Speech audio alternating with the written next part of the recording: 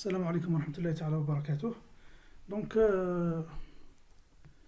dans cette présentation, dans cette vidéo, on va parler de calcul de puissance dans le cas très facile. Malgré, j'ai insisté plusieurs fois pour dire que qu'on a deux méthodes de calcul de la puissance. Donc, la première méthode, c'est d'utiliser les grandeurs de ligne, IL et VL. On a IL et VL. Et la relation se donne par la puissance se donne par la relation suivante. Donc P est égal à la racine de 3 VLIL cosinus phi. Donc la racine de 3. La deuxième méthode, c'est d'utiliser les grandeurs de phase EP et VP.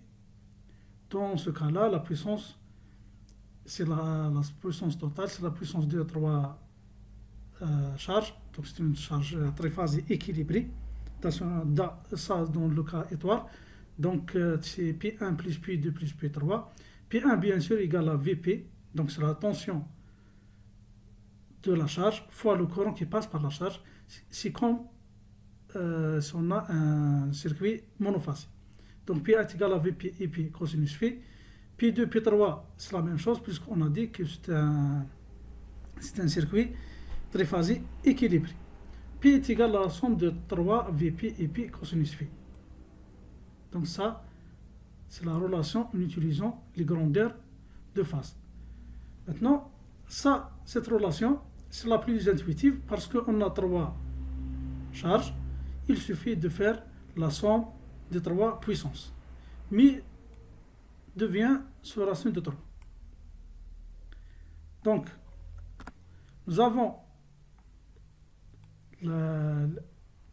l'expression qu'on a dit que c'est intuitif, donc c'est simple, 3 VP et P cosinus phi.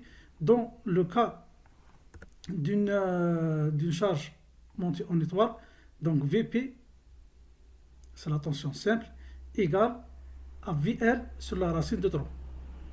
Et P égale à IL. Donc c'est le même courant qui passe, c'est le même courant de ligne qui va passer dans la charge.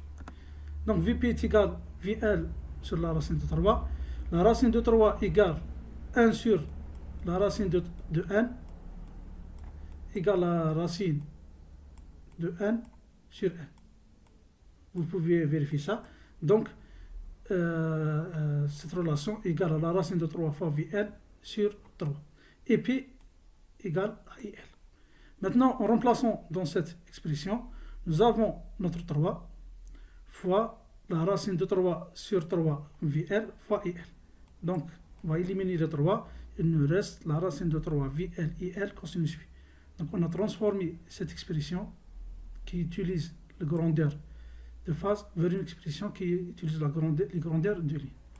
Généralement, ou souvent, on utilise cette expression. Parce que, généralement, par exemple, dans un moteur, on n'a pas accès aux grandeurs de phase. On ne peut pas mesurer EP et VP. Dans un moteur, par exemple, ou dans plusieurs charges, types de charges triphasées. Mais nous avons toujours accès aux grandeurs de ligne.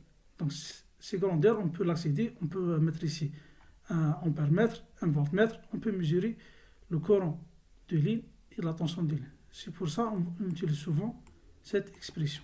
Ça pour la charge en étoile. Pour la charge en triangle, donc la même chose, on va la connecter dans le même réseau.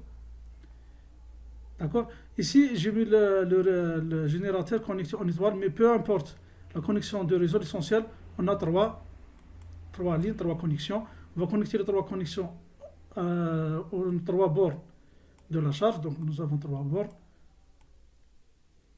EP va diviser en...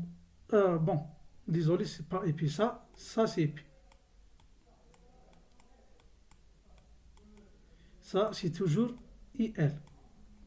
Donc, IL va se diviser en 2. Donc, pas forcément, ils ont la même grandeur, donc l'essentiel. Nous aurons notre EP ici. Et la tension VP, c'est la tension composée. Donc, la tension appliquée au bord d'une charge, c'est la tension composée. Le courant EP est différent cette fois du courant IL. Mais nous avons toujours la même relation. Toujours nous avons 3 charges équilibrée. Donc la puissance consommée par ces 3 charges, c'est la puissance consommée par une charge fois 3. Donc c'est toujours Vp et puis cos phi. D'accord? Donc ça, c'est Vp, c'est la tension composée, et ça, c'est EP. Maintenant, bon, ça c'est triangle. Donc dans un montage en triangle, nous avons le Vp qui est égal à VL. D'accord? C'est clair. Et nous avons le EP qui est égal à IL sur la racine de 3. Donc le EP est inférieur à IL. Toujours la racine 1 sur la racine de 3 égale à la racine de 3 sur 3. En remplaçant cette relation ici et cette relation ici, donc nous aurons P est égal à 3 fois phi L fois la racine de 3 sur 3 IL cos phi. Et nous obtenons notre relation P est égal à la racine de 3 VL IL cos phi. Maintenant, on va faire une simulation pour prouver ces relations.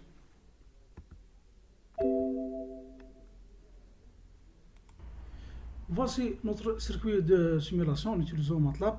Donc nous avons la charge, le cas d'une charge en étoile, connectée en étoile, le cas d'une charge connectée en triangle.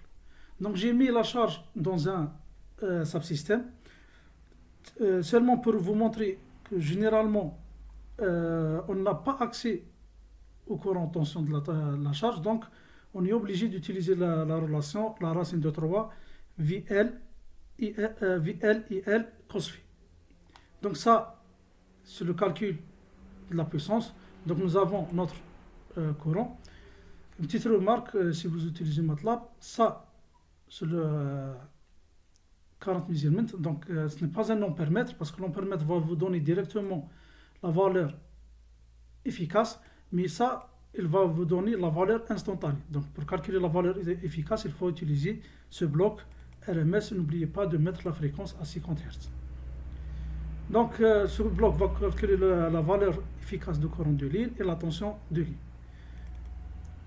Pour vous montrer, donc ça c'est la charge en étoile, on va mesurer le courant et la tension. Donc le courant de la charge, et la tension, c'est la tension appliquée aux bornes de la charge. Vous pouvez remarquer, c'est la tension appliquée aux bornes de la charge et le courant de la charge. Ça, c'est dans le cas étoile. Dans le cas en triangle, c'est la même chose. Donc voici le courant ligne, la tension ligne, la relation qui calcule la puissance. Donc ici, je supposais un cos phi égal à 0,8. Donc voici la charge en triangle. Donc il est clair qu'elle est connectée en triangle. Le courant, il faut faire attention. Le courant, c'est après cette connexion. D'accord? Donc c'est le courant qui passe par cette résistance seulement. Et la tension, c'est la tension au bord de cette résistance, bien sûr. Maintenant, simulons ce circuit.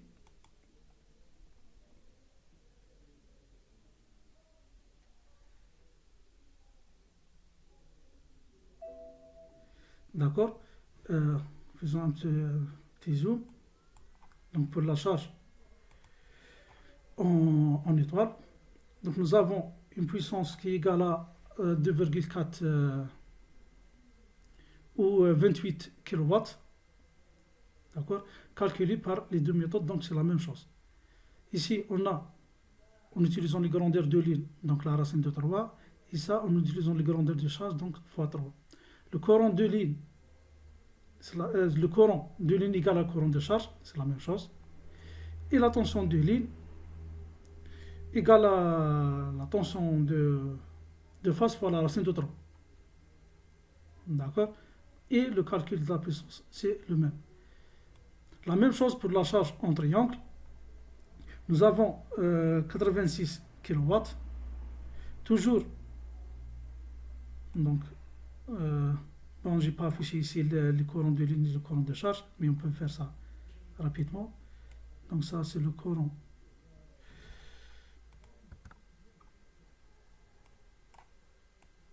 de ligne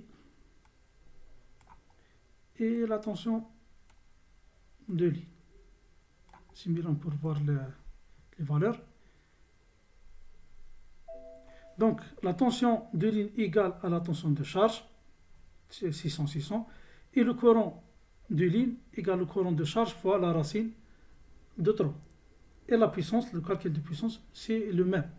Donc dans une charge triangle, on doit multiplier pour calculer la puissance, donc le courant de ligne fois la tension de ligne fois la racine de 3. Observons ici que la puissance, malgré que c'est la même charge, donc les deux charges sont identiques, on a toujours 10 ohms.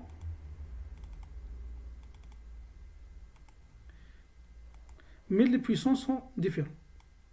On a ici une puissance de 28 et ici une puissance de 86. Donc la puissance consommée par une charge triphasique connexion au triangle est plus importante, plus grande que la puissance consommée par une charge en étoile. C'est pour ça qu'on fait généralement le couplage étoile-triangle, parce que bon, ce n'est pas pour la puissance, c'est pour le courant exactement, pour être exact. Donc le courant de ligne, ici c'est 34 ampères en étoile, alors qu'en triangle c'est 103 ampères. Donc c'est plus important. Dans le démarrage, on veut toujours réduire le courant de démarrage au maximum, c'est pour ça qu'on va démarrer en étoile.